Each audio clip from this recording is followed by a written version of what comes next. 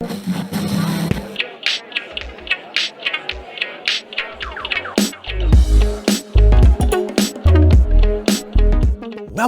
to Backseat Confessions Podcast.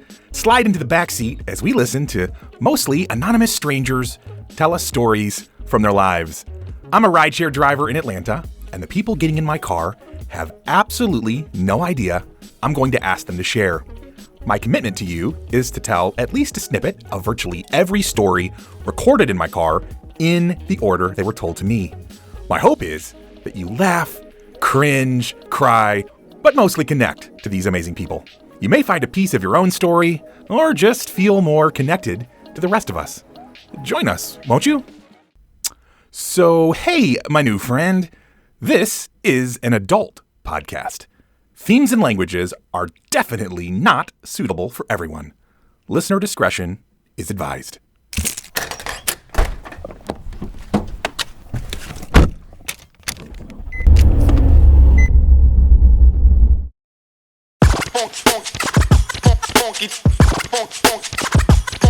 Hey, it's me, JC, your intrepid guide through the highways and byways of Atlanta. I'm hoping today that we find just the right mix of characters to keep us thinking, shaking our head, of course, and feeling like maybe we're not the only weirdos on the planet. Okay, let's get this party started.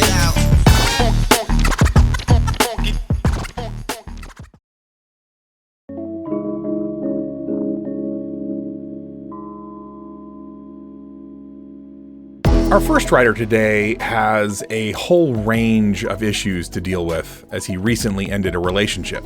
I'm wondering, how do you feel about your significant other having relationships with people that are carried out mostly through social media? Does that count as cheating to you? Story number 192. Wednesday, March 24th, 2021, 8:40 p.m.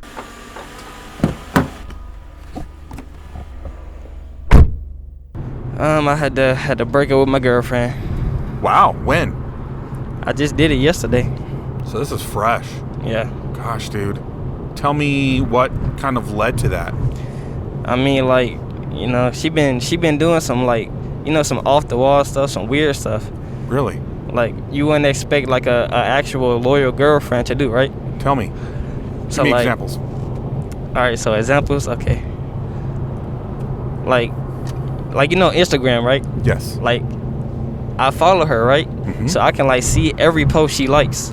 Yes. So like I can look at a dude profile, right? Mm-hmm. And she liking all his pictures, like even the recent ones, you know? Mm-hmm. Like she always doing that. I said something about that. She like, all right, I'm not gonna do it no more.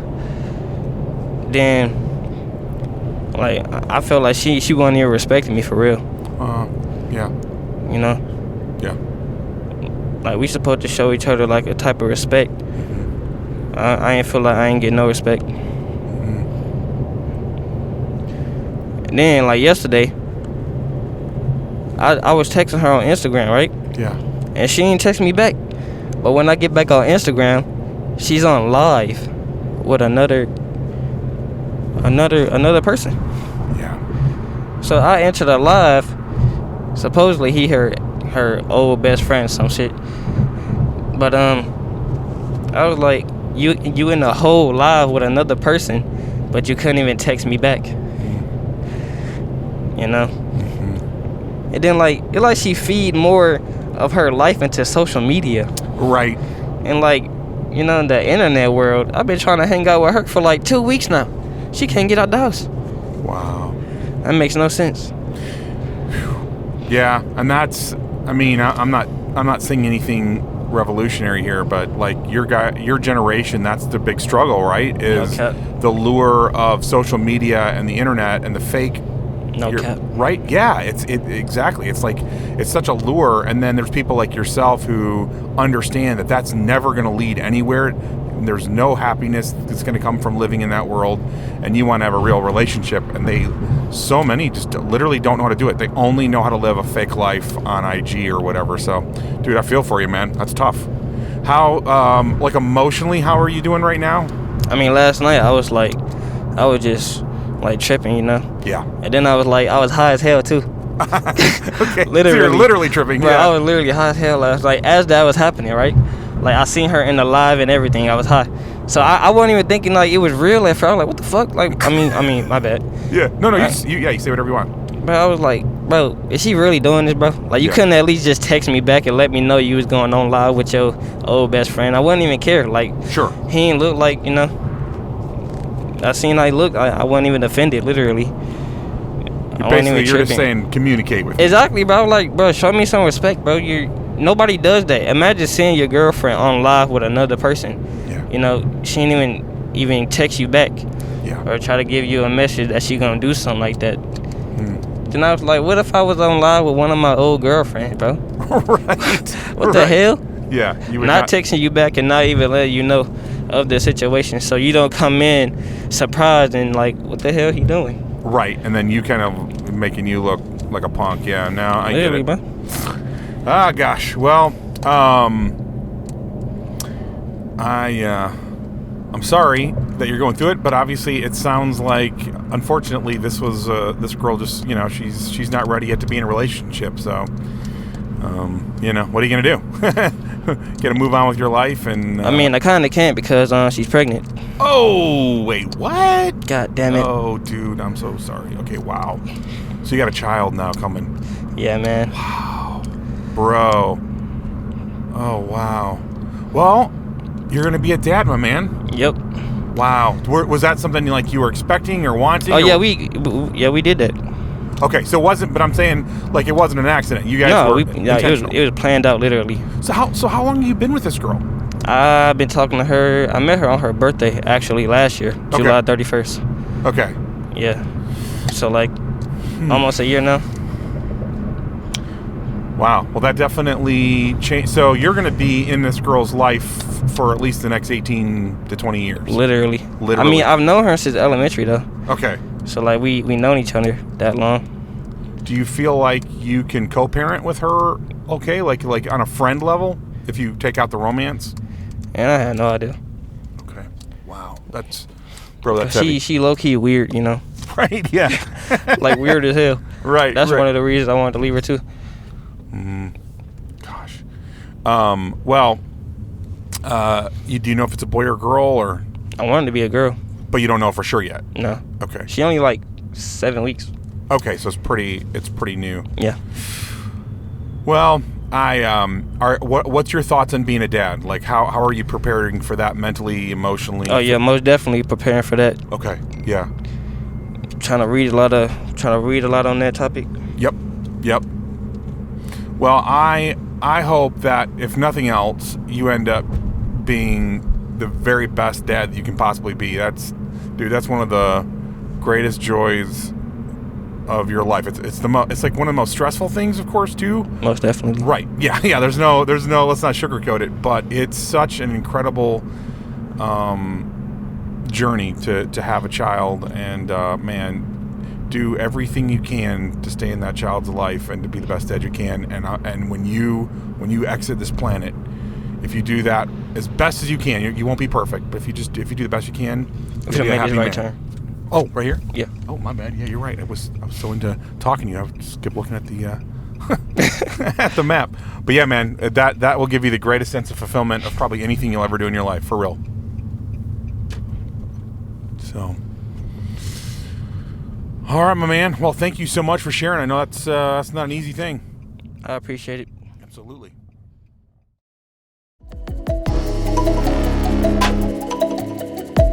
So not only was he feeling disrespected, which I understand, but then you find out at the end that he's going to be a father.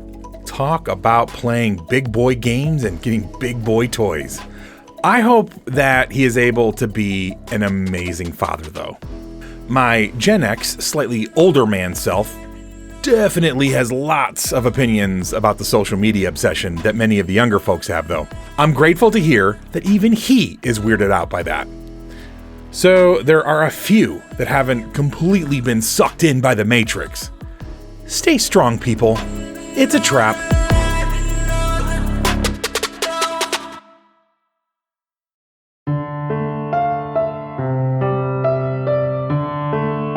This next lady has experienced some of the deepest loss imaginable, yet has somehow remained positive and hopeful even. I do find that those who have experienced great loss are either bitter and broken or some of the kindest, most compassionate people you'll ever meet. Story number 193. Wednesday, March 24th, 2021, 9:03 p.m.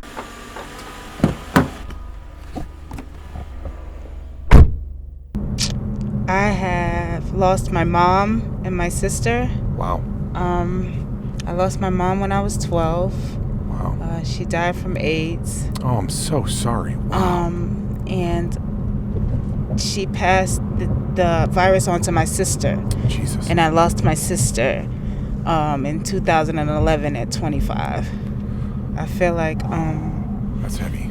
it's a hard disease, Yeah. you know. I felt like those tragedies have made me grow up, appreciate relationships more. Yeah. And it was a hard thing, you know. Yeah. What I did notice in that tragedy was there was a lot of people that were going through the same things I was going through. You know, a lot of people's parents back where I'm from have lost their lives to AIDS and things like that. And I just think that it's a hard thing. But I encourage people to get, you know, educated, be smart, and I don't know, just cherish the people around you, you know, cherish relationships. Don't take people for granted. Try to be as kind as you can be to people, you know. It sucks. Yeah, that's got to be incredibly hard. How are some, like, if I could say, practical ways and then also emotional ways how that losing your mother and sister have affected you, and maybe even specifically losing them to AIDS? Well, I felt like therapy has helped me a lot, you Okay. know, getting through it. I'm proud of you that you got into therapy. Not everybody does. Yeah, but thank you. Yeah. I felt like therapy has helped me a lot. Also, sharing my story, you know, talking Good to for you. people. Yes.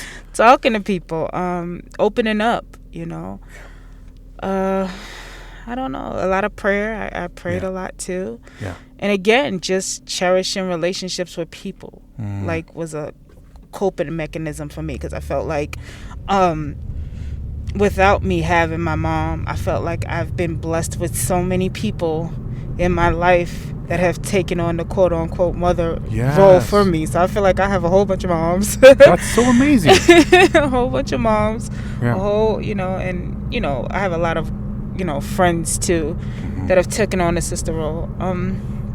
I feel like talking, because, you know, I was in a position to where I was bottling things up. Ooh. And when I did that, you know, it caused depression, it Yes. caused, you know, a lot of things, bad things. And I felt like if I didn't get it out, then I was harming myself more. So I felt like talking was another thing too.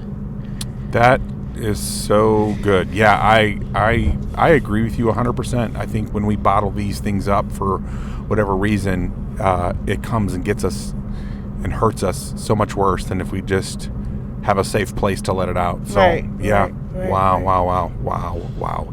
How I know you mentioned earlier you've got kiddos. How has the idea, how have you basically told them about their grandma who they won't meet, or their aunt? Like, how has that conversation been? I keep her memory alive, and I keep my sister's memory alive. You know, they're too young for me to go into detail what happened, but Yes.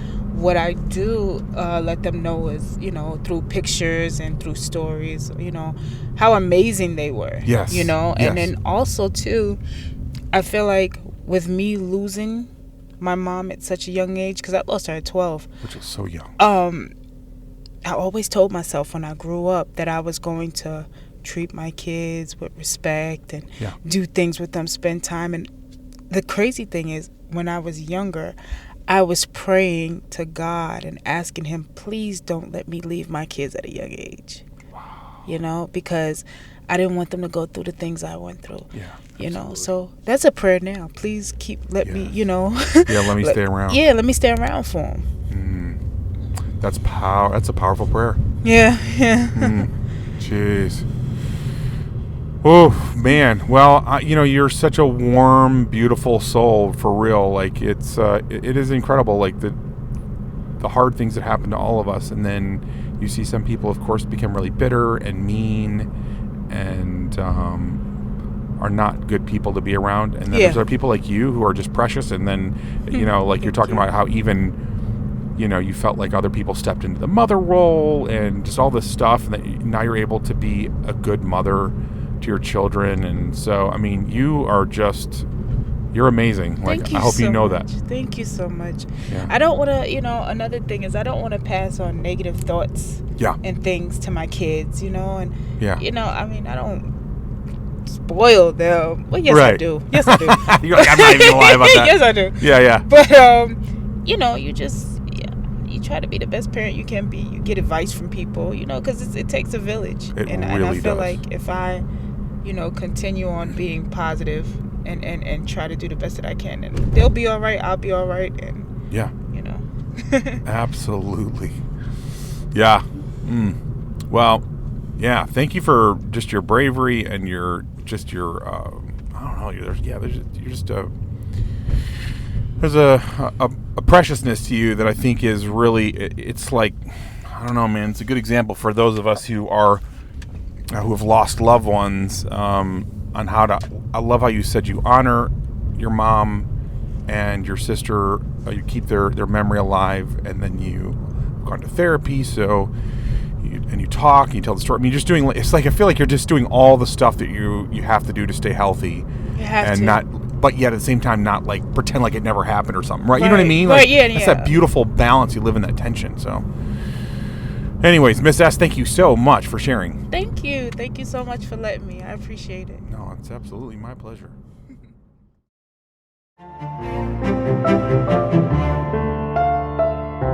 I feel like she's an example of how to human through terribly painful circumstances. She could definitely do a masterclass on becoming a warm presence, not in spite of, but because of loss. The reminder to love well while we still have time with people we care about. It's such an important thing to keep in the forefront of our minds.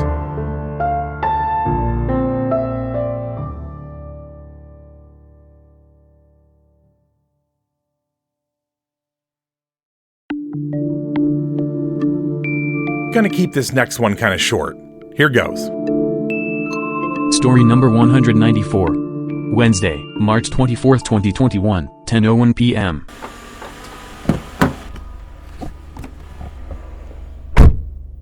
And me and my friend, he was my boyfriend. Yeah. And I had went to his friend's house with him. I had met him at his friend's house. Okay. So we had gotten into an argument. But when I got there, the dog was put up. Got it. But after that, we had gotten into an argument. So I was ready to leave. So I'm rushing to get out the door. The dog was sitting on the sofa. Oh, no. And then hurried up and ran down the steps, just barking, and it bit the back of my leg, the side of my leg, and my finger. I was bleeding through my clothes. Oh my God. That hurt so bad. So what happened to the dog? Nothing. So she goes on to say that the dog owners said the dog bit her because she had bad energy, and she never really liked dogs or animals or really even people that much before this, and was even more scared of dogs after this incident, which is understandable.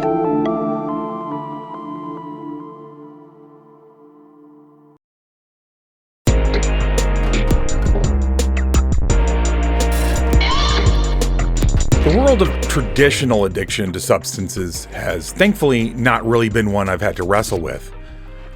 I've had plenty of other issues to work through, but I still feel moved by these stories because I've engaged in addictive behavior at different times in my life, and there are trade-offs you get from your drug of choice. Sometimes we chase the high and disregard the cost to our body and soul. Story number 195. Friday, March 26, 2021, 7:31 p.m.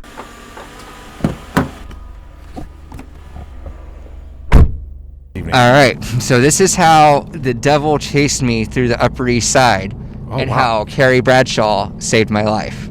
Oh my God. Okay. Okay, hold on. And this is just for me because everybody else is going to know what Carrie Bradshaw is. But I know that name, but I want to really fix it in my head. Who is... Sarah Jessica Parker. Yes. Sarah Jessica Parker. Got it. I knew that name. All right, got it. So, November, December, think Christmas time, New York City, 2016. Okay. Crystal meth. Wow. So, somehow I get myself up to New York City. I'm walking around the Upper East Side. I'm crazy at this moment. Like, this is how this drug in this life has taken me. But I love it. Not really love it, but I love the story. Yes. And I love to be able to laugh because I survived it. There you go. So I'm walking up and down. It's snowy. I am in a delusional psychosis. And all of a sudden, I think the world ends. Oh, wow. Like, for real. So, like, I'm in this street, and I see car lights. So when the car is coming close to you, it's a bright light. Yes. And as it's going away, it's like a red light. Yes. So I'm thinking, oh my God, this is me either going to heaven or to hell. Wow. Like, what? So, like, the white light, because I keep on seeing the cars coming near. I'm like, oh my God, that's the white light. I need to go to heaven. But then all of a sudden, the light's changing and it's going to red. I'm like, shit, am I going to hell? Like, what the hell is going on? Right, yeah. Then all of a sudden, I don't know if you ever saw the movie Bedazzled with Brendan Fraser and... Oh God, Olivia Hurley. Oh, wow. She's a British girl. She was from Austin Powers. Right. From the 90s. Very beautiful. Yes. All of a sudden, her figure-esque shows up right behind me, wearing Louboutins. And the premise is she's the devil in the movie. Wow. She plays the devil. Okay. She plays this gorgeous woman wearing Louboutins, like a fur coat, and this is what comes up right behind me. Wow. And it's basically the devil on my shoulder. Wow. I'm freaked the fuck out at this point. Yeah, of course. Running up and down Lexington Avenue, Fifth Avenue. I'm all over the Midtown up the Upper East Side, just running around. Yeah. And on drugs, and people are like, "What the heck is this? Probably get this Right, guy doing?" Yeah. Just prior, somebody gave me a candy cane inside Saks because I'm sitting in hurled up, freezing. Oh. So this is happening. I'm screaming the Lord's Prayer. Oh my God. At this point, I'm walking past all the the fancy houses up on the Upper East Side. I don't know if you've ever been to New York, but you see the doormen, and they're wearing that traditional garb. Yeah. Right. And that's to me what the demons of hell look like. Whoa. To me, that's what when I think of hell, I think of these the 1940s traditional hotel doorman looks. That's so specific. Don't know why. Yeah, you're the only person on the planet, but that's amazing. I love that. That's your version of hell. That's my fantastic. look. It's very that it's kind of stylish, right? Big band. Yeah. Well, that's the thing. It's they always say your demon, your devil is something that is provocative to you. Yeah. And I'm a gay man, so I don't know why beautiful, but also I like high fashion and I like class. And so right. I think maybe that's why the devil was this beautiful woman. Yeah. Okay. Fair. And it's getting more and more closed in and macabre, and the feeling, it was a very scary feeling. Yeah. And I'm screaming the Lord's Prayer as I'm walking up and down. Yeah. And I don't really know. All of a sudden, she disappears. So the devil does. I won. The world wasn't over.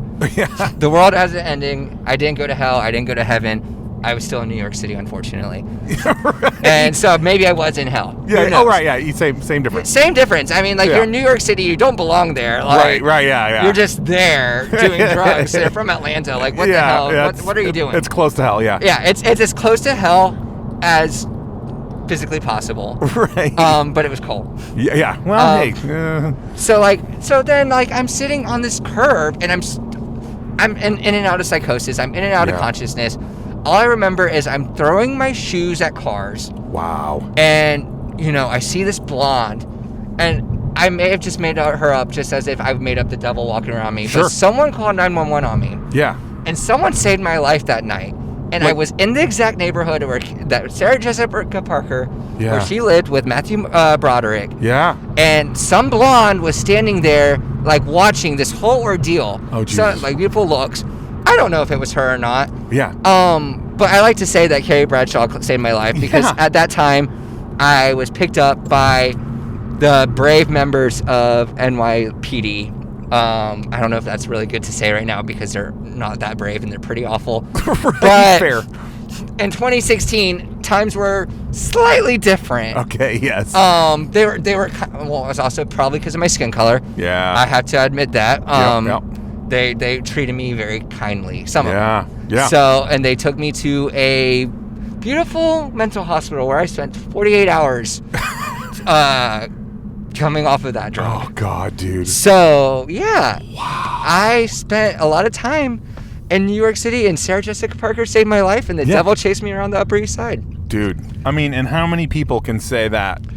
I hope no one else. Yeah. Let that be just your story. I hope that's my story. Right. Yeah. And I hope, if anyone else has the story that way, I hope that they've been able to survive it. And like, listen, it took a lot. I went to rehab afterwards. Okay. Yeah. Like, I was like, this is just not okay. Right. But it took a lot of processing. It took a lot of like figuring out what the heck, what did that mean? Like, right. What is that metaphor behind all of that's happening? Like. Yeah, so I have two questions, very different ones. One is, do you, and you can answer either, both, or neither, do you think that when someone is high on drugs and they're hallucinating, do you think that they are actually tapping into some sort of spiritual world where they're actually sort of seeing things the rest of us can't, or is it purely delusion? And then number two, how are you dealing with addiction at this point in your life? No, I think for me personally,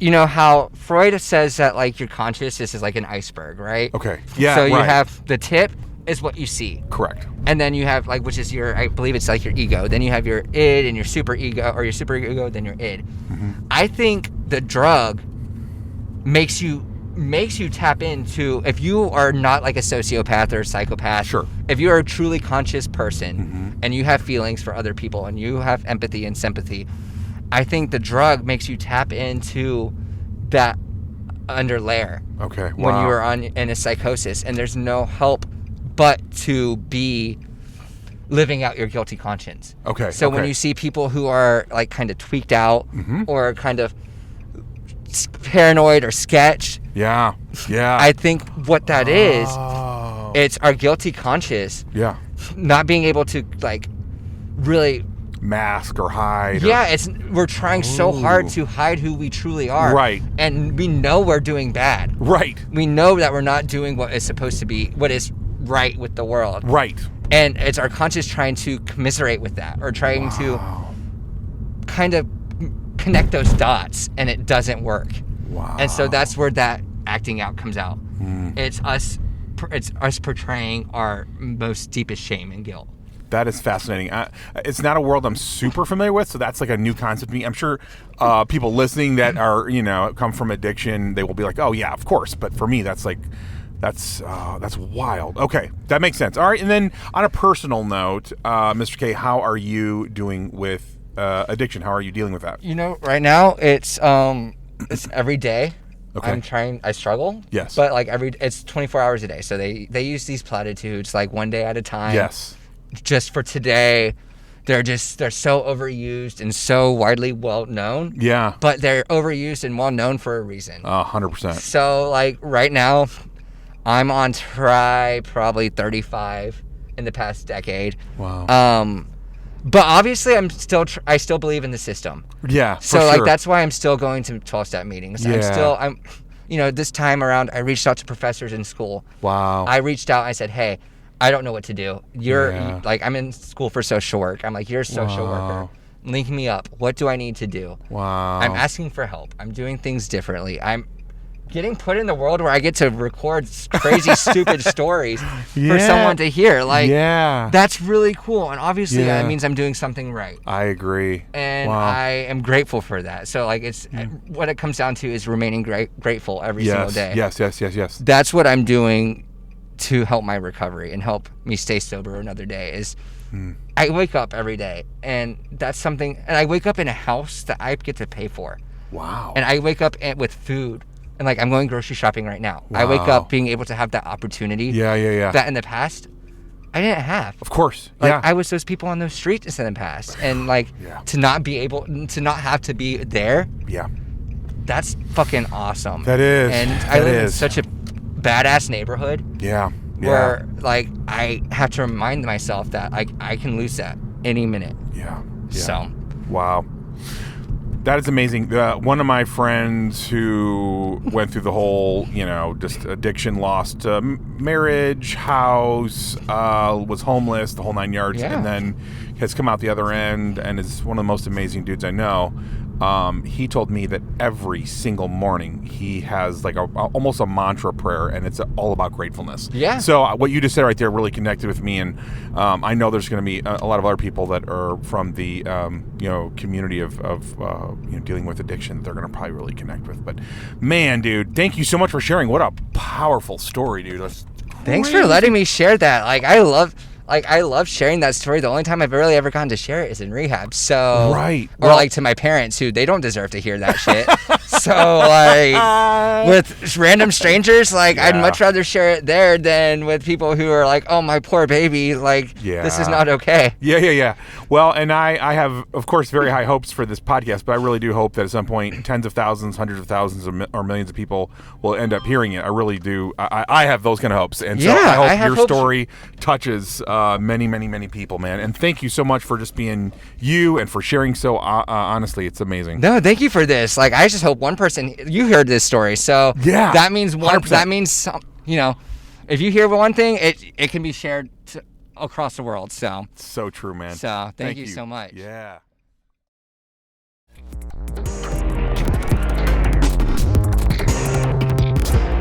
What a great, insightful guy, and what a great adventure.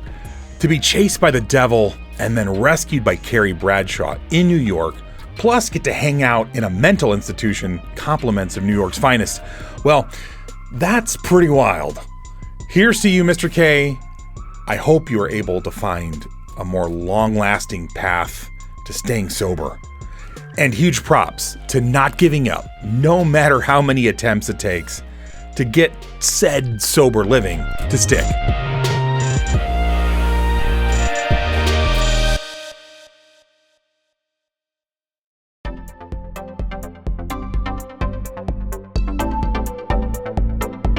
Our next rider somehow manages to combine a medical emergency and coming out to her sister. Pretty wild, actually. Story number 196. Friday, March 26, 2021, 8:12 p.m.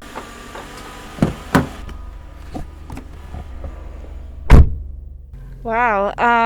Let's see. So when I was 21 years old, I had a stroke. Oh my God. Yeah, and I actually didn't know I was having a stroke, and part of this story that ties in with this is my coming out story. So oh wow. I guess I was hemorrhaging for about 4 hours. A subway ride, a train ride. I drove my car for 20 minutes, and then waited for my sister to get home, and I was still conscious when she got there somehow. And she asked me how long I've been feeling like this, and I told her December, and at the time it was July. And so that's how she knew something was wrong with me. But then later, when she told me the story, obviously I didn't remember it because I was having a stroke. So God.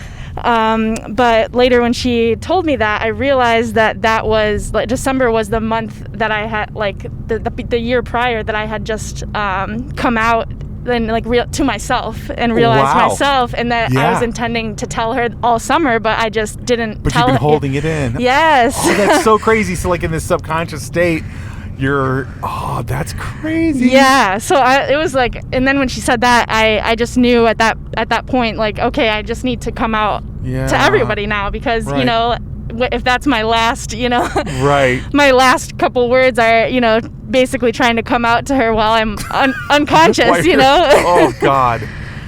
Yeah. So I think, don't leave anything left unsaid. That's the takeaway. Yeah. So first question is, tell me a little bit, just what does it feel like to have a stroke?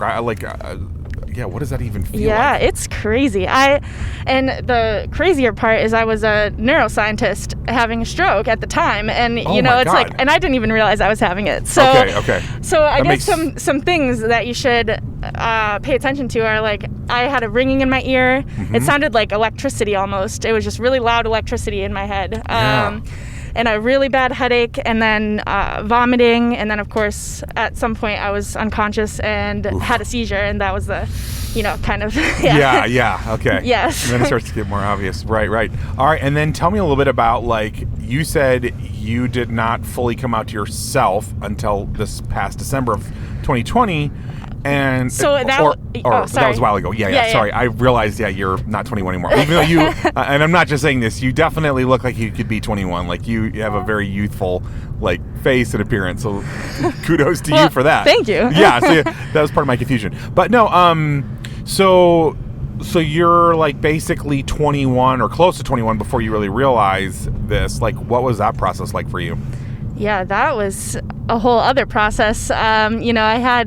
I just had grown up in a town where, it was never talked about. It was something that, like you have health class, and never do they talk about having, gay sex or Right, what yeah. it might, That doesn't exist. that's even an option, Right. It's like abstinence only, or, use a condom. But, so I think that was a whole process, just coming to my own realization that that was what was going on, because it wasn't something that I thought could even be an option. Because you didn't see it around you. Right. And then I guess to add another piece to the story is that what kind of helped me realize was that my dad actually came out like the year before that. Oh my God. So then after, that kind of got my wheels turning, like, Okay, maybe this is what is going on. Yeah, so it's just been a crazy whirlwind since about 2015, and we're on the ride. So I'm Nice. looking forward to seeing what's next. Yeah, I love. Well, and you have just such an incredible, like, joyful spirit. Like, you feel like someone who lives life mostly as an adventure. So that's amazing. Well, thank you. Yeah. I guess I hope that's what, I don't know. I guess if that's something, don't leave anything left unsaid, and don't, if you want to do something, do it, because you don't know, you don't know how long you have. So Yeah, you're not guaranteed tomorrow, are you? Not at all. Wow, Not at all. Crazy. Well, thank you so much, Miss B, for sharing your story. That was amazing. I appreciate you. Well, I appreciate you. Thanks for having me. Absolutely. For me personally, her leave nothing unsaid mantra is such a great takeaway. And of course, knowing when to say the thing is always important. But ultimately, saying what needs to be said to those that you love is such a wonderful reminder of how to live a better life.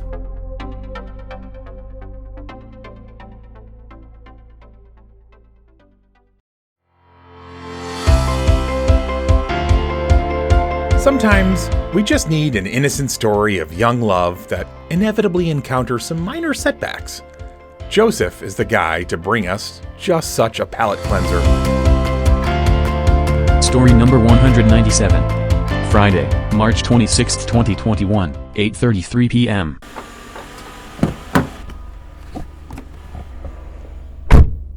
All right, so one time it was Thanksgiving, and I had just half of my family was over at my grandparents who live across the street from us, and my dad had just gone over to go to bed. Yeah. So this was a perfect opportunity for me to go meet up with this girl who I've been talking to recently. Nice. Because then it's like my mom doesn't really know where I am, but my dad doesn't really know where I am, because I could be at either of the houses. Ah, that's a brilliant move. It's a perfect move. So I texted the girl, and she was like, yeah, that sounds so fun. So I laid down the back seats in the car, put blankets and pillows in there, brought my laptop so we could watch a movie. Aww. Just like a fun date. Heck yeah, man, that's awesome. So I left to go pick up this girl. Yeah. And her name is Okay. So I go to pick her up, and then we go up to this really pretty overlook area, and we start watching Princess and the Frog.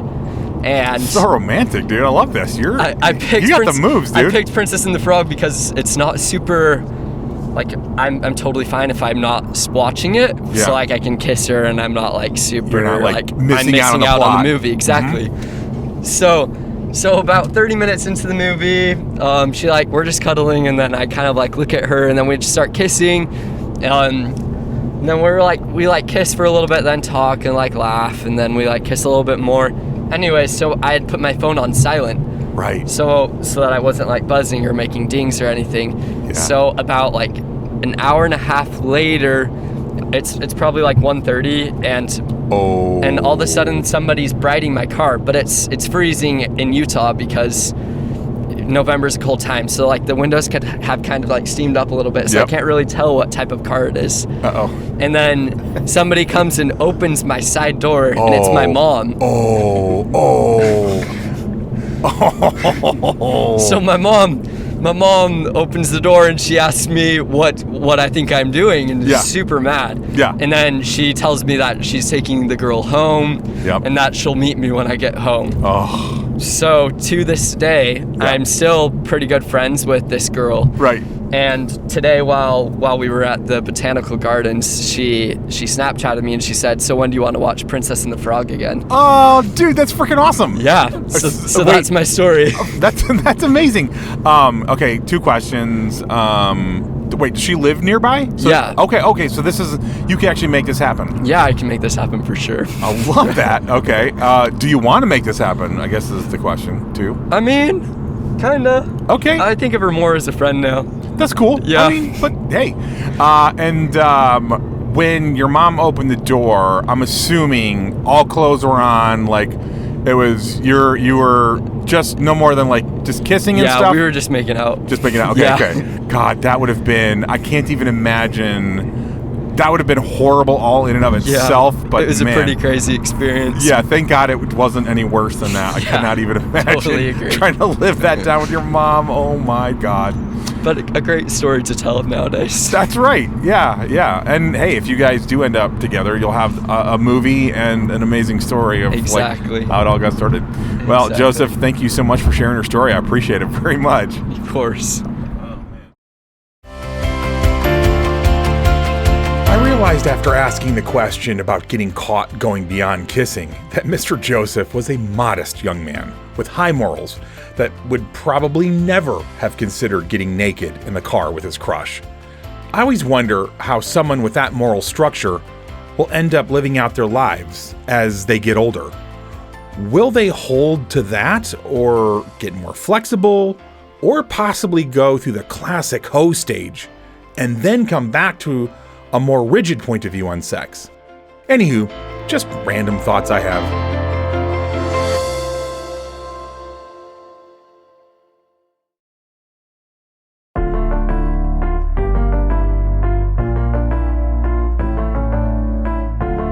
In a bit of a coincidence, this next gentleman tells a story that is similar to the one in the last episode, where 1 minute you're minding your business on the sidewalk, and the next minute there's a car hurtling towards you.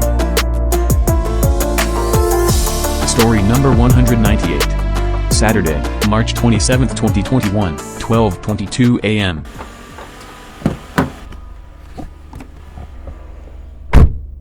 So one day I was headed out to work, and I was on the sidewalk waiting for the bus, and I was sitting down just looking at the phone, not really paying too much attention. Who really, pays attention when waiting on the bus? I was looking at my phone. I think I was on the phone with somebody, and then I just randomly thought in my head, it was like, look up, just look up. Wow. I look up, and it's a car right there. Like, when I say right there, like immediately right there. Wow. Then the worst part about it is I didn't even get hurt like that during the car accident. So imagine just going through all the car accident stuff, but you're not having no pain. So they picked me up. They picked me up, put me on the stretcher. I was still slick, okay. Like, I was in a little pain, but honestly, I could have got up and just went on about my day. But no, I had to wait for the ambulance. Wow. Get picked up in the stretcher. Then once I got to the hospital, they had to stick the IUD in me, which I hate needles. Like, right. And I think you mean IV, not IUD. Yeah, IV. Yeah, IUDs are for girls trying not to get pregnant.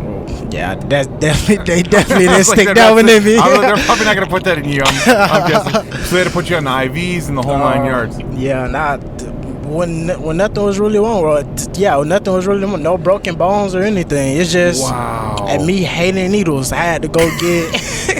Oh my God. I had to go get my whole body scanned and everything. It's just I had to stay there for. I was probably at the hospital for so long. Wow.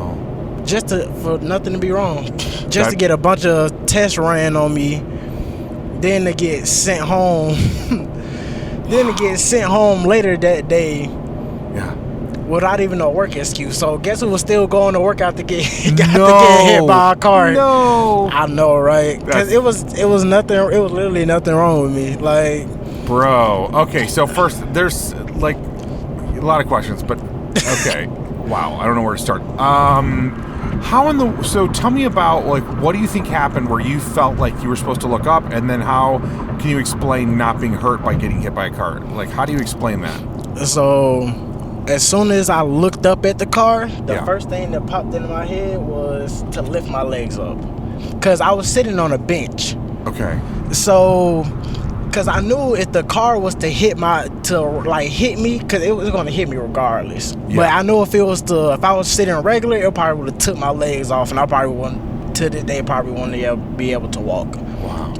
But the first thing that popped in my head was to lift my legs up. So when the car hit, it didn't hit my legs, and it hit the bench that I was on. So I still got hit by the car. Okay. But since the fact that it hit the bench and I was like on top of the bench, it helped me not get hurt. Okay. So what do you attribute? What do you think made you just look up? You were like, something sort of made you, or a thought came in your head. Like, what do you think that was? I have no idea, because I was literally on the phone just talking, scrolling on IG, and something in my head was just like, look up, like, randomly. Like, I don't even remember what I was talking to the person about. And it's funny because the person was on the phone the whole time, and they didn't understand what was going on at all. Like, they were still talking. As soon as I picked up the phone, they go, "So you were just gonna be quiet this whole time?" Like, they literally had no idea. Yeah, they had no idea, and I'm just like, I got hit by a car. They was like, "Oh my gosh!" Like, they were so shocked. They felt so bad, cause yeah, right. They were like being, they were getting after you, and you were like, whoa, I almost died. Wow. Yeah. That is nuts. Did the driver of the car, was he or she like drunk or texting, or what the heck? How do they hit you? I really don't know what happened. What he told the cops was that a tire pop, but I didn't hear no tire pop at all. So I don't know if that was the case, but it was really so random. Like, the guy didn't look like he was intoxicated or nothing like that. He just, I don't know what made him just come up on the curb like that. That's crazy. Wow. That's amazing. Well, I'm so grateful that you made it out without like hardly a scratch. I mean, that's insane. It's like, you've definitely you've got your guardian angel on duty for sure. Yes, definitely. A lot of times when I tell people this story, they don't even believe me. Like, they don't believe that I got hit by a car, because it's just like, how? Like, how do you just get hit by a car? And they think, they were like, oh, you got in an accident? Like, no, physically a car hit me. Like, standing up, just out and about, just got hit by a car. That is amazing. Craziness. Well, like I said, so grateful that you are okay, and I'm so glad you looked up, because, man, you might have lived, but it could have been really ugly. Gosh. It would have been sucked not to live without any legs. Right? Bro, there's those things you don't even think about. Like, if you have legs, like, you just don't even, you don't even know to be grateful for them until you go to a situation like that. You're like, oh my God, I could have lost the ability to walk. Ugh. Yeah, now all the stuff that you probably complained about, That's now right. you just want to do that. That's right. Yeah, it makes you grateful. Which, jeez. Well, Mr. T, thank you so much for sharing. I appreciate it. No problem at all.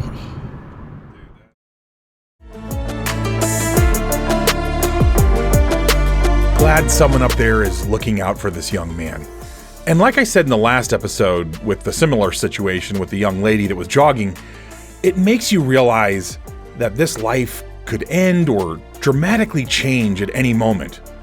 What else can you do but savor the moments, continue to learn and grow, and try not to take our life for granted?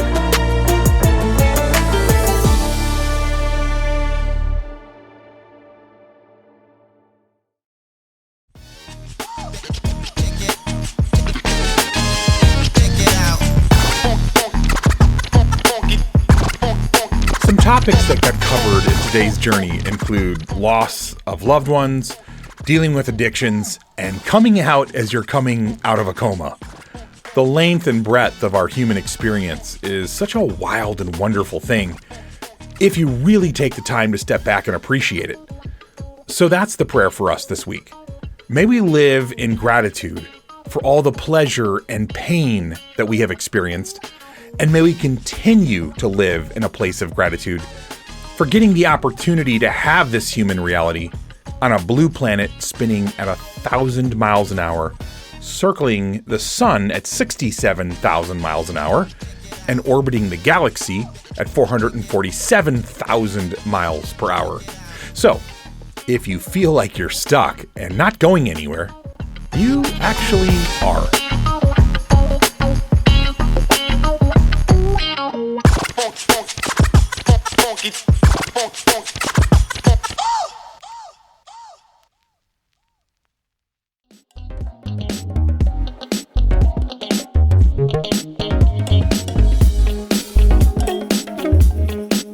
This is what happens when you are a rideshare driver in Atlanta and ask people for their stories.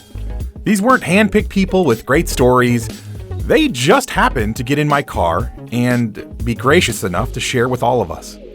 And who knows, maybe someday you'll be in Atlanta and need to grab a rideshare and end up telling the rest of us the next great story on BCP. I'd actually encourage you to, every so often, just ask a stranger to share a story from their life. You never know what you might learn. I believe that our stories are powerful. They can make you laugh, cringe, cry, or even get you to think or feel differently. Our stories can truly make this world a little bit better place. So please subscribe, rate, and listen to this podcast and share it with as many adults as possible. It would mean so much to me. First and foremost, I want to thank the incredible writers who trusted me with your stories. You're my heroes. Thanks also to all the people in the background who have believed in this project/dream. All of the music on this podcast was found on pixabay.com, and it was free, which is an amazing gift when you're starting a podcast on a shoestring budget.